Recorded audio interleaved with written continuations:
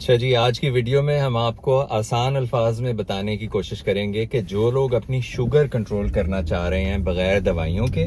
یا کم سے کم دوائیوں کے ساتھ، ان کے لیے ویٹ ٹریننگ یعنی کہ باڈی بلڈنگ جو ہے وہ کیوں ضروری ہے۔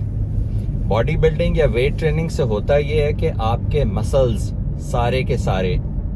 وہ چونکہ شوگر پہ چلتے ہیں، ان کو انرجی شوگر سے ملتی ہے، تو وہ مسلز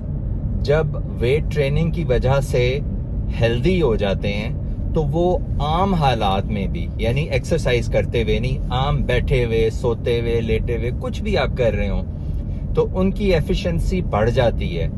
اور وہ شوگر کا استعمال اچھے طریقے سے کرنا شروع کر دیتے ہیں، جو کہ وہ لوگ جو کہ ویٹ ٹریننگ نہیں کرتے ان کے مسلز اتنا اچھا استعمال نہیں کرتے۔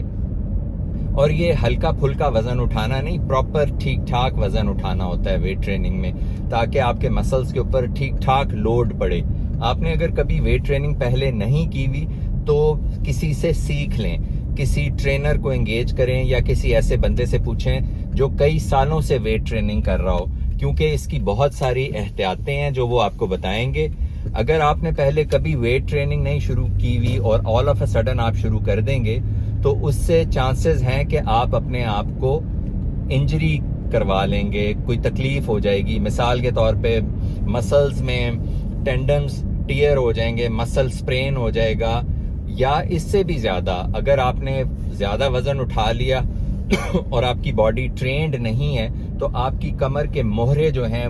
وہ دب جائیں گے، تو بہت کمپلیکیشنز ہو سکتی ہیں۔ اس لیے اگر آپ نے کبھی ویٹ ٹریننگ نہیں کی ہوئی تو پہلے کسی ٹرینر سے یا کسی ایکسپرٹ سے رہنمائی حاصل کریں اور پھر کریں۔ اس سے فائدہ وہی ہوگا جو جیسے میں نے ویڈیو کے شروع میں بتایا کہ آپ کے مسلز زیادہ ایفیشنٹلی